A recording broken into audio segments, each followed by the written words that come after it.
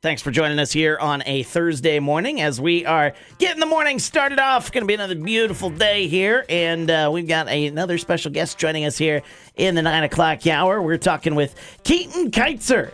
And I said it right there, right? Yep, I got it right there. I'm always worried when I get names and I'm like, oh, I'm going to mess that up.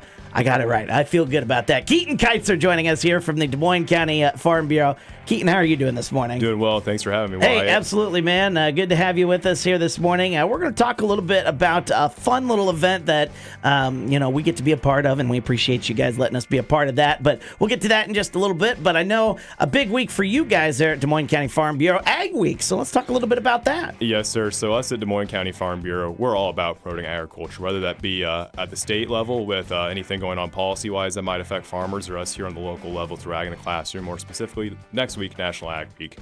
Farmers, we're all about fueling and feeding our growing world.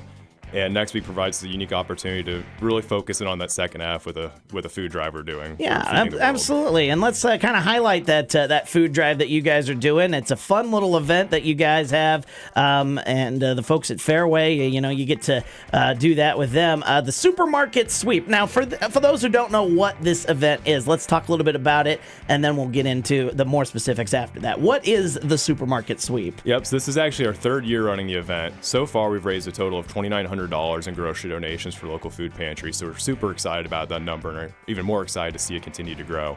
The event itself is modeled after, I'm going to make myself sound young here, but an older game show known as Supermarket Sweep, where contestants would go to a grocery store, compete to grab as close to $250 in groceries in 5 minutes as possible. Whoever gets the closest is, quote unquote, the winner of the event. Whatever happened to that show, by the way? Like, why do they still not have that? I mean, you wouldn't, with grocery prices these days, it wouldn't be very many items, I guess, but... No, unfortunately, it doesn't go quite as far as it used to. So. No, not at all. But, it's a great concept there. And you guys, you do this, it ends up being a food drive for folks. Let's talk a little bit about that. Yep. So right now, we currently have 7 businesses registered that are all going to come in and compete. We have 3 prizes we're giving out. Whoever gets closest to 250, whoever has the best decorated cart, because we want to give the businesses an opportunity to promote themselves. Yeah. And then whoever's the most generous and buys the most in groceries for donations also wins a prize too. So we're super excited. Able Seed Services, they've been with us all 3 years. Josh has been super generous. I think depending on how far he goes this year, he might surpass $1,000 donations on his own. Wow. To food pantries. We've also got Tiger Seed Services joining us, F&M Bank, Sinclair Tractor, another repeat participant, a couple first-timers with TD&T CPAs and advisors, and I think I've got one more that I'm missing here. We want to make sure we get everybody involved there. Yep.